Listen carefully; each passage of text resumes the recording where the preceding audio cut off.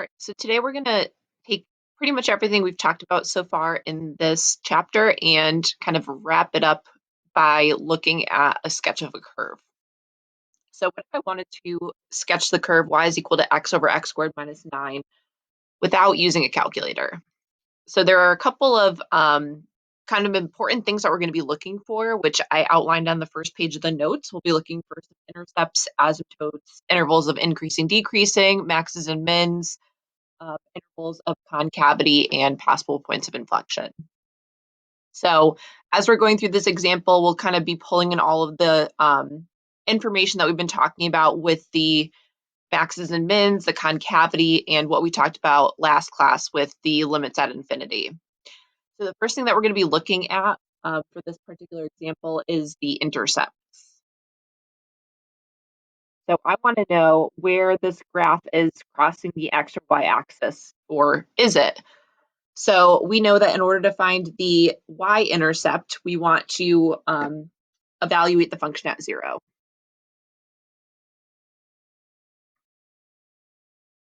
So my f of 0 would be 0 over -9, which would give me a 0. So that would tell me that my graph is crossing the y-axis at the point 0, 0.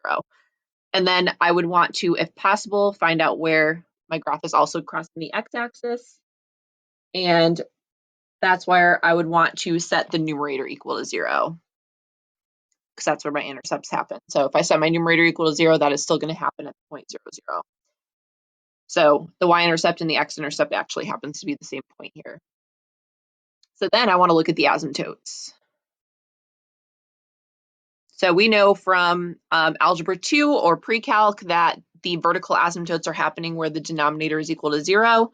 So if I say x squared minus 9 is equal to 0, then my vertical asymptotes are going to be happening at x is equal to -3 or x is equal to +3.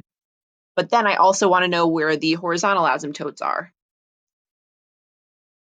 So this is where I want to kind of bring in the stuff that we talked about the last couple of classes. I'm going to go ahead and take the limit as x is approaching infinity of the function. And then I'm going to divide by the highest power in the denominator. So the limit as x is approaching infinity, x over x squared in the numerator, and then x squared over x squared, and then minus 9 over x squared. And I'm not going to show the work here, but we would know that we'd want to take the limit as x is approaching infinity of all of these. I'll simplify a little bit first. So 1 over x, and then 1 minus 9 over x squared. So if I take the limit as x is approaching infinity of the numerator, that's going to go to 0. And then denominator will go to 1 minus 0. So it looks like our limit as x is approaching infinity is 0. We would get the same thing if we took the x approaching negative infinity as well, because this one doesn't have any square roots in it. So this is telling you that my horizontal asymptote is at y is equal to 0. So now that we know where our asymptotes are happening, I'm just going to box these in so I can find them later. Now I want to look for the intervals of increasing and decreasing.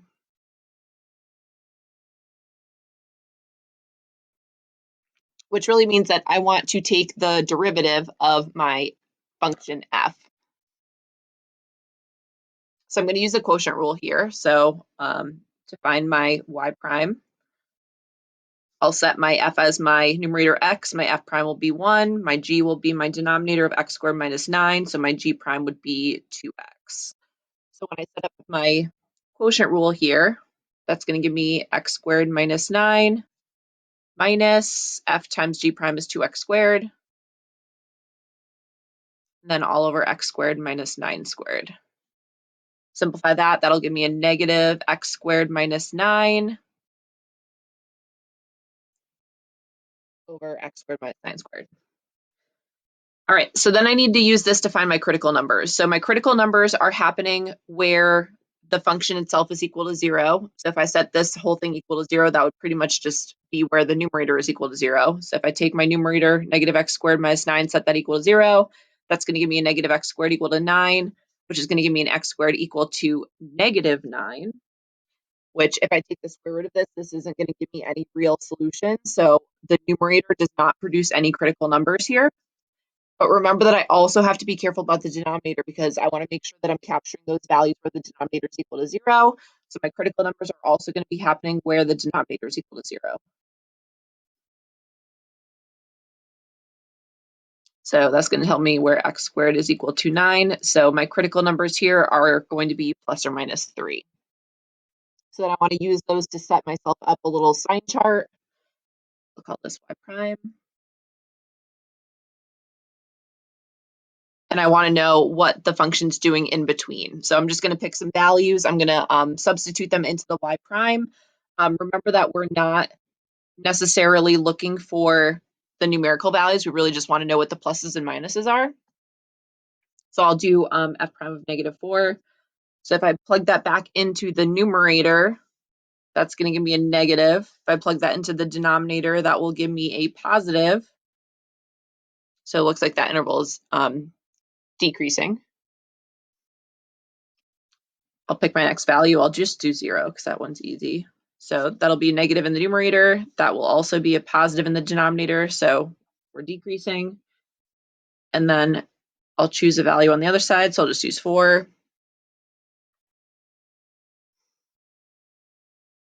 If I do 4 in the numerator, that's still going to give me a negative, and 4 in the denominator will give me a positive.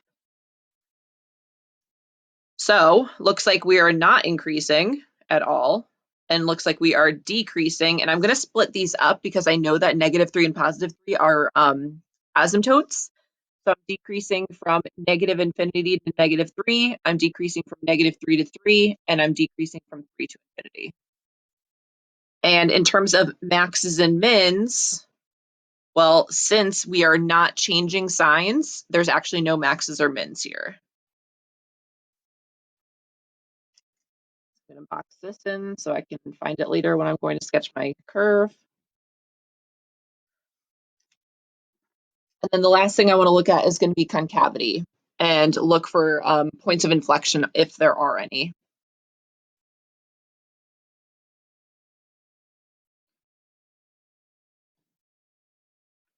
Okay, so that means that I want to take the second derivative, which means I want to take my first derivative and then find its derivative. So I am going to need to use the quotient rule again.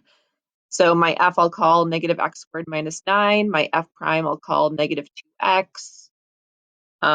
G will be that quantity of x squared minus 9 squared. And g prime, I'm going to need the power and chain rule here. So 2 times x squared minus 9 and then times 2x. So I'll just simplify that to be 4x times x squared minus 9. So my y double prime is going to be -2x times x squared minus 9 squared minus, write this as a quantity. I'll do the 4x times x squared minus 9 first, and then times -x squared minus 9.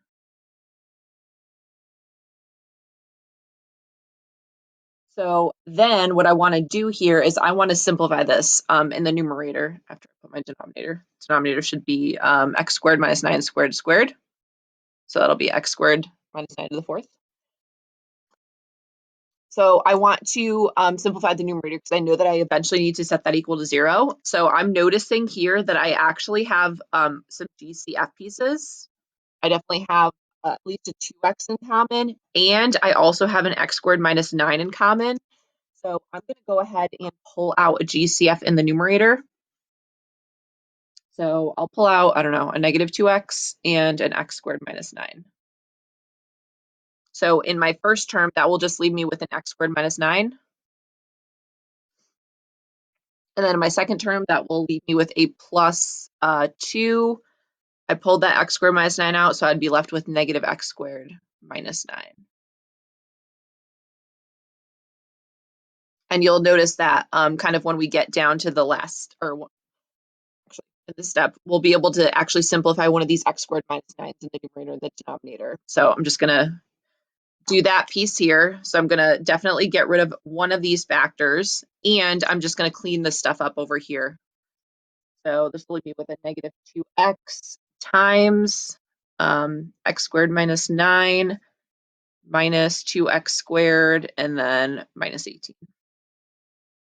And then in my denominator, now I'm left with just 3 factors of x squared minus 9. So do one more step. So this will give me a negative x squared and then minus 27, and then all over an x squared minus 9 cubed. So that is my simplified y double prime. So then I want to find its critical numbers, or in other words, possible points of inflection. I'll just use critical numbers again. So then those are going to come from where the numerator is equal to 0 and where the denominator is equal to 0. So my numerator, negative 2x times negative x squared minus 27 equal to 0. That's going to give me a negative 2x equal to 0 and a negative x squared minus 27 equal to 0. So that's definitely going to give me a critical number at 0. If I try to go ahead and solve this piece out, this is going to give me a negative x squared equal to 27. And then if I divide by a negative 1, that's going to give me an x squared equal to negative 27. So this piece is not going to give me a critical number because that's not going to be a real number. But then I also need to look at the denominator. So x squared minus 9 cubed. So if I take the cubed root, x squared minus 9 is equal to 0. That's going to give me an x squared equal to 9. So my critical numbers here are also going to be plus or minus 3. So I'm going to make myself a little number line here for y double prime. I'll put in my negative 3, my 0, and my 3. And then again, I just want to test values in between. And again, we're not looking for numbers. We're really looking for signs. So I'll do f double prime of negative 4. And again, I'm just going to plug that back into the second derivative here. So I'm just looking for signs here. So that'll be a plus times a, I believe that'll be a minus all over a plus. So that should give me a minus here. And I'll use, I don't know, negative 1. That'll give me a plus. That'll give me a minus. And then that'll give me a minus in the denominator, which will actually give me a plus here. And then I'll do f double prime of positive 1. That'll give me a minus here. That'll give me a minus here. And a minus here. So that will give me a minus. And then I'll do f double prime of 4, which will give me a minus. That should be a minus. And then in the denominator, that will also be a plus. So it looks like I get a plus here. Okay, so then this is telling me a couple different things. So I know where my concave up now is. My concave up is where my pluses are. So between negative 3 and 0 and 3 and infinity. And it will also tell me that concave down is from negative infinity to negative 3 and 0 to 3. And then my points of inflection, if you notice, the pluses and minuses are changing here. So we are going to have at least one point of inflection. So we know that the signs are changing at negative 3. We know that the signs are changing at positive 3, but we also know that negative 3 and positive 3 are asymptotes. So these are not going to be able to be points of inflection if we know that there's no values at those points. So the only point of inflection here is actually going to be the x value of 0, which if we want to get the y value for the point of inflection, we're going to go way back to the original function, which we actually already did when we found out the x and the y-intercept. So the point of inflection is actually going to be happening at that point 0, 0.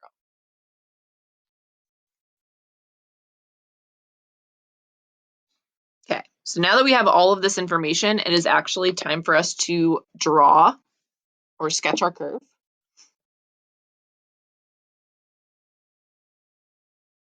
I'm going to make myself some tick marks here.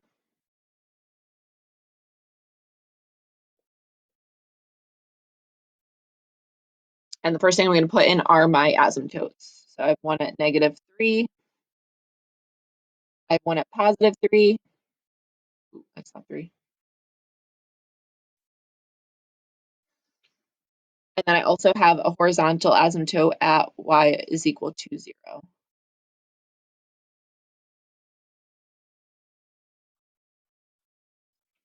Okay, so I also have my intercept that I want to put in at 0, 0. So I'm going to go ahead and put a point in here.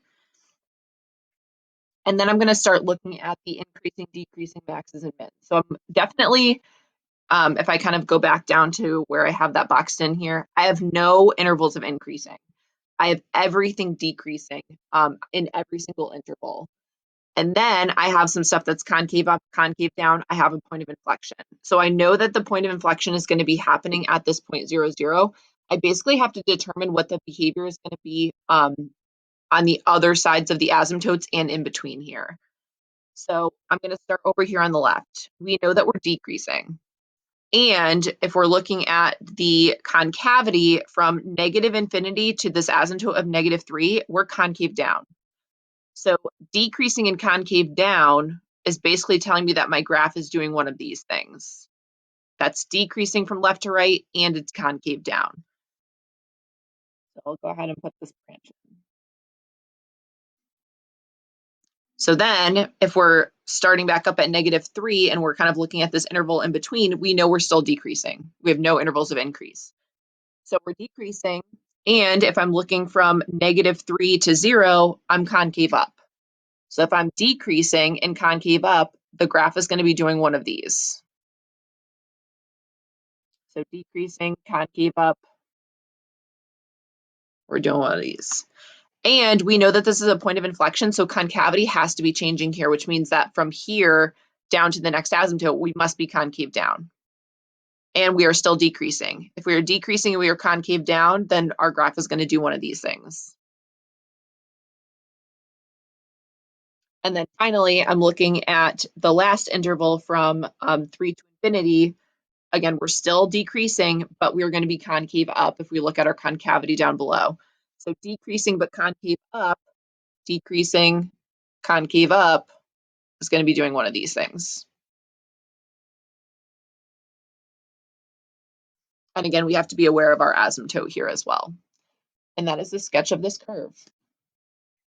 All right, I'm going to make another video for another example for you guys to follow, and then I'll have you do some practice problems.